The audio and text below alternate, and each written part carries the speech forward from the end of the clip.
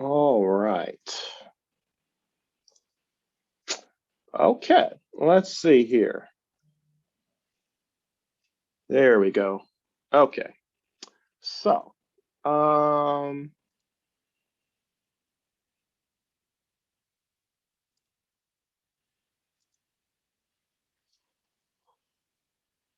all right. My apologies to everybody. So here's the deal. I'm late to the broadcast this morning because of some technical difficulties. So I actually went live or thought I was live, and I get all the way to the end while it's recording, or so I think it's recording, and it says we're not connected. So here we are for round two, round one for you guys. This is Dr. Glover. I'm a licensed psychologist, and I help people with anxiety and anxiety related problems. I'm coming on today because I wanted to talk about three reasons why your anxiety management strategies fail. All right. So the first one is that you don't do them enough, right? Most people I know, they'll try out a new strategy or try a new habit, or try to have some kind of behavior change, and they simply just don't do it enough. They'll do it like one time, two times, and they say, this just doesn't work. And the same thing is true when we talk about managing stress. So I'll give you an example. Let's just say your main anxiety management strategy is to go for a walk when you're stressed out. And so if you do that, then most people will do it. They'll walk for a few minutes and say, this isn't really getting the job done. And so that's the first question I'll have for them. It's like, well, how many times did you do it? How often did you do it? How well did you monitor how well it's working for you? And then what changes did you make? Most people go from implementing to canceling that implementation. And usually that just doesn't give you enough information to know whether it's actually going to work. So if that's you out there, then it'd be worth it to you to, actually, stay on this broadcast, because I'm going to talk a little bit more about what to do about that. But to give your strategies more time to work, and also to be curious about what changes need to be made within that strategy to see if it can work. All right.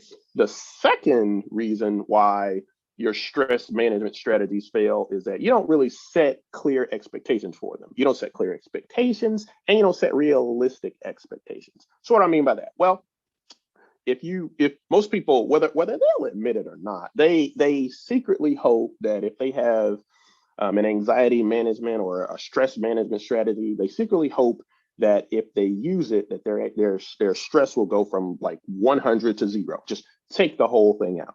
And there are very few, interventions or things that you can do in your life in general that get you that kind of result. But, most people expect it. Or better yet, let's be a little bit more realistic. Some people expect that their stress will be cut in half, like we'll go from 100 to 50. And in some cases, that's not even realistic. So when you have these expectations and you do your strategy, a few times or a lot of times, it's possible that it's not working because what you're hoping will happen is not happening, but something else could be happening. Like, let's just say, you're going from 100 to like 90. Like, that's like, a difference of 10. And again, I'm using 100 as a way to measure how bad things are. So it's like 100 is the worst and zero is none. Then you go from 100 to 90. Well, that does represent a reduction. I mean, isn't your strategy intended to reduce your stress? By definition, it's an effective strategy. It's just that your expectation about how effective it is not consistent with what you were hoping. And so, I think you have to be realistic with yourself in that case to see, well, maybe this kind of strategy gets me a reduction of 10. And if I did another strategy, it might get me another reduction of 20. Any strategy that you use that reduces your stress level in some way, you should consider to be effective or helpful enough. But don't just throw it out because it's not getting you to where you want it to be. You may have to define that in the very beginning, like, okay, I need a strategy that will cut my stress from 100 to 50. Now that's a long walk, if you're being serious about it, but it's not like it's impossible. It just may require more experimentation, more practice, more patience, to actually get from 100 to 50. So that's the second reason. You don't set clear enough expectations or realistic expectations. Now, the last one, number three, this one is the most important, in my opinion. The third and the most important reason why your stress management strategies fail is because the strategy that you actually use does not address the real problem, right? Most people, and that's one of the reasons why when people ask, oh, what should I do? It's not just it's not a simple what should I do answer. It's not that straightforward because it doesn't take into account all of the factors that create and explain the stress of your situation. And that's what most people do. They'll, take a recommendation from somebody else, like, oh, I'm stressed out. What should I do? Take a nap, eat a sandwich. Now, I do like those two. Those, tend to do it for me in most cases, but it might not work for everybody else because it doesn't address the real problem. So, in order for you to develop a strategy that really addresses your problem, well, you got to have a better understanding of your problem. Oh, there we go. What's up, Mike? How you doing? You said it sounds like I'm talking about marriage. Well, I mean, if you think about marriage as a problem or a source of conflict that causes stress, then yes, that's exactly what I'm talking about. And so that's why regular or sort of general suggestions about what to do don't work and lead to an ineffective strategy.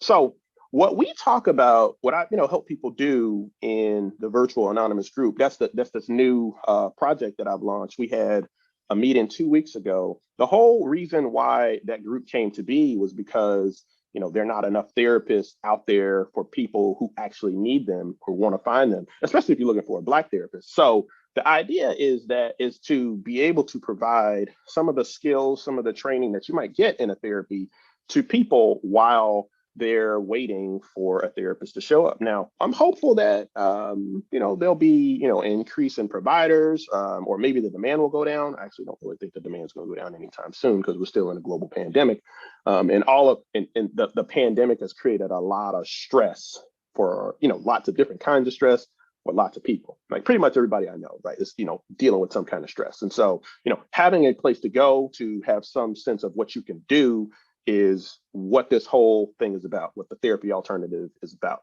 So in that group, I'm walking people through this main issue, this issue of like how to understand your situation, all of the components that factor into it that explain, how your stress level is the way it is. And once you're able to do that, then you might just by looking at it from a bigger picture, you'll have a better understanding of what strategy you need to do. Like is it, do I need to think about this a different way? Do I need to do something different? Right? Seeing your own situation, understanding it will help you come up with better strategies.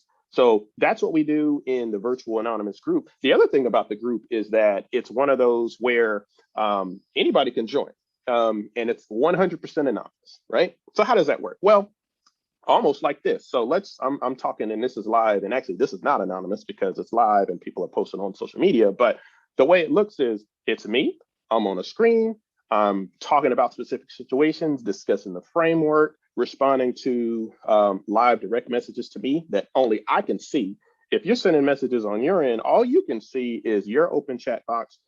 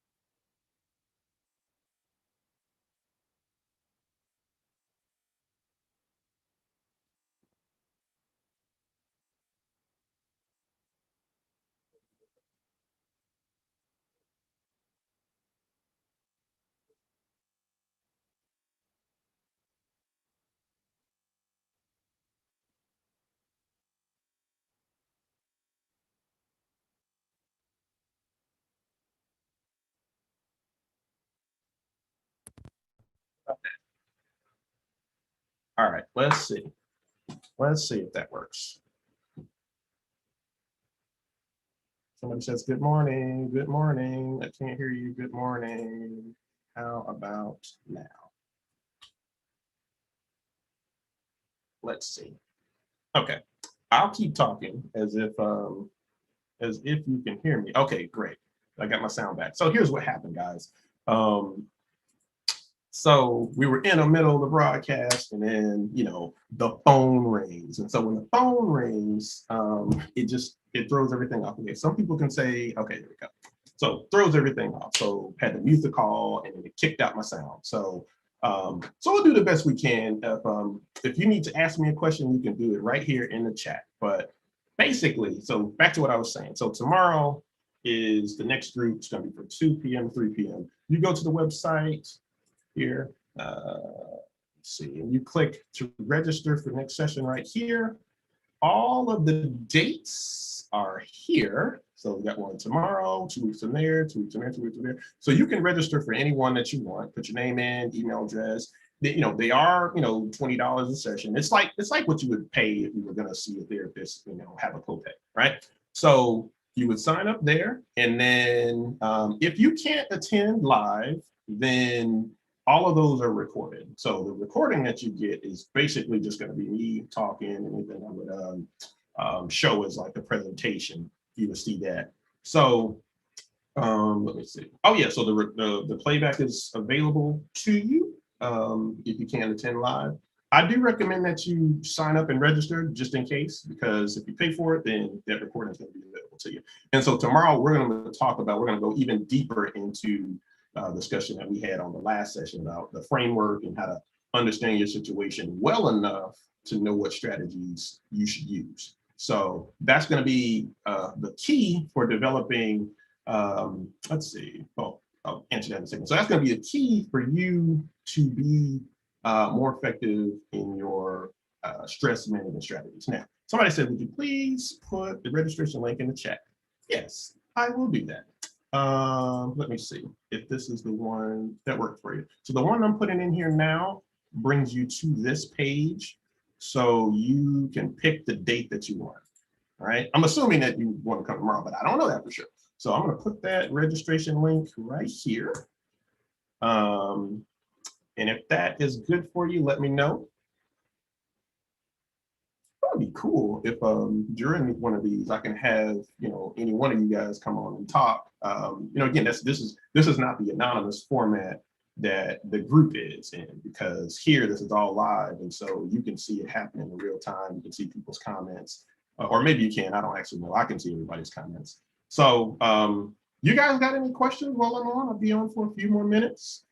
Then I got to go and get back to work and help people manage some anxiety.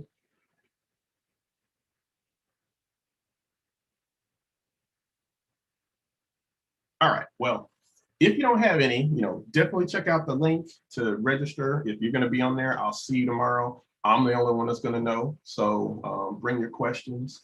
My apologies for the breakdown in the communication because of the incoming calls. So I'll try to figure out how to deal with it next time, like, unsync all my devices. That way, anything that comes in is just here. Or anything that comes in is there, and this won't be interrupted. What's the best way to communicate while being in stress? All right, so the same feedback I have about your specific situation is around the one around knowing the whole situation and knowing what's the best strategy. So if you're looking for, so generally speaking, if you want to communicate while being under stress, one thing that I try to do is communicate or talk slower, right? And one reason for doing that is to keep it's a way to modulate what's happening in the body, because if you're under stress, like, your body's going to be kind of like bouncing around, like, your heart rate might be going fast, you might feel really hot. And so your communication, your conversation, your pitch, your speed, all of that tends to go with what your body does. So if you can try to talk a little slower, then that might be a way to modulate that a little bit. Now, keep in mind, for the person that asked that question, there are tons of possible solutions to that, right? So I'm just sort of giving you one off the top of my head without knowing your whole situation. That's why, you know, it'd be good if you came to the group, we can deal with that specific situation in real time. I can draw out, you know, the diagram, like the ways that you think about it, to give you some ideas about how best to deal with that for your specific situation, right? Let me see, ways to cope with stress affecting sleep and weight gain. All right, the same thing. Well, actually, I'm glad you guys are asking these questions, because it gives me a sense of what the situations are that you guys are dealing with. And so the good news is that whatever the situation is, it fits within a framework, and there's an easy way to understand what is affecting what and what you need to do. So let me, so since that's a good question, I actually like that question a little bit. I'm going to ask, let me see, can I ask them directly a question? No? Okay. All right. So I'll kick it back to you then. Let's do a little bit here while we got some time. What stress do you have about, let me see, stress affecting sleep and weight gain? Now, are you trying to cope with the fact that you're gaining weight or that your sleep is disrupted? That's gonna influence how I answer that question, if you're still there. That's right, because she's a glover as well. We're not related.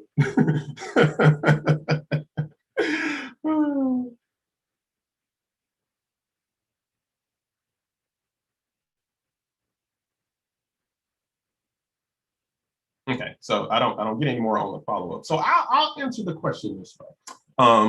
So if you're trying to cope with stress that's affecting sleep and weight gain, that makes me think you are trying to live with the fact that this is happening, even though you don't want it, right?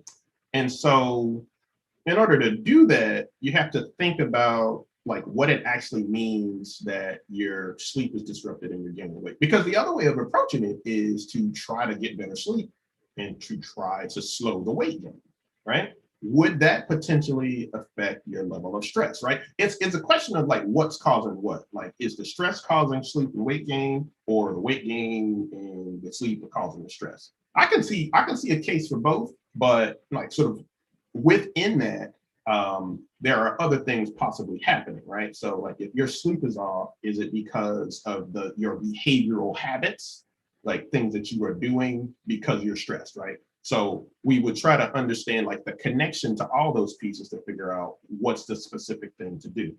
That would be a good one for some kind of behavioral strategy, because we know that things that you do affect, you know, weight gain, right? You know, what you eat, like how active you are. There are some biological things too, but you know, assuming that you don't have a whole lot of control over those, you know, trying to get better sleep, better diet, exercise would be the things that you would do there. And those could also affect your sleep, right? So question is, are the session formats similar to this? A group responds with individual chats. Just clarify. Okay. Is it a group responds with individual chat streams? Okay. So the group session is, so most of the time, like most of that 1 hour is me sort of explaining the concept and sort of breaking down how you might use it to develop your own strategies for managing stress. And so at certain parts during the session, I'll ask questions, and that's mostly for engagement, but that's also to be able to respond in real time to the questions that you have about the model. So people are, you know, throughout the presentation sending me questions, and the ones that are relevant to what we're talking about in the moment, I'll answer those. Some of those I'll save for, you know, at the very end. It's like more of like an open Q&A format. But the main objective of the meeting is for you to learn how to develop the strategy based on this framework for stress management, especially like during the pandemic. Hopefully that answers the question. Okay. Do you feel that stress can Do you feel that stress can physically make people sick? Absolutely. So, there's, or maybe long-term stress having a negative impact on it. Yes to both of those. It's not uncommon for people to have, um, health, due to high level, health challenges due to high level of stress. I got a few people now that are, my own sort of individual clients who've had to, take medical leave because of it, right? And so being away from work has improved their, physical health situation. And in the process, we're dealing with and talking about the parts of the work that contributed to their stress and, led to their physical health condition. So, and it, there are cases of like, high stress being associated with ulcers. Like, ulcers are like, like, they're like not, that's not a great situation. Well, I mean, any kind of health um, condition is not a good thing, but, absolutely. Yep. I have to say yes and yes to those questions.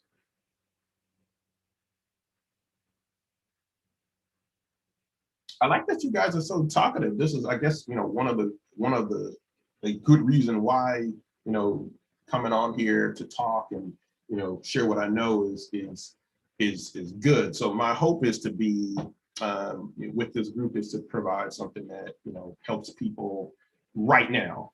That their ability to manage stress, their ability to be well, feel healthy, be well is improved until a more longer term sustainable personal connection is available. So for now we can I'll probably end the broadcast unless you guys got any more questions. I'll probably go live. It's not clear. I haven't decided how often I'll go live, but if I can get on here at least once a week, that'll be good, just to kind of like talk about what the next topic is for the session, which you guys can be prepared for. Ooh, and that's a good way to sneak in some questions for your own situation in the meantime. All right. Can we talk grief? Yes, we can. So let me come back to sharing my screen real quick. So so on the web page, there's so I have a section in here about what the future topics are for the virtual sessions. And so right now we're kind of in a phase where we're talking about more generally speaking what it takes to manage stress, what that looks like, and then we're going to go into some more specific topics. So one of those, some of them are, like dealing with loss. Like, there's been a lot of people who, lost people during the pandemic, because of COVID, and just in the time frame that we've been under this pandemic. So, want to have a conversation about that. There have been issues around self-care, like dealing with racial trauma. Lots happened around that, even during this period of the pandemic. And then, a really important concept is, striving, right? Striving during this pandemic rather than just surviving. So I have a personal story I wanted to share about that when we get to it. But yeah, no, we can certainly talk grief. It's on the on the list of topics to talk about. How to support family and friends who are grieving.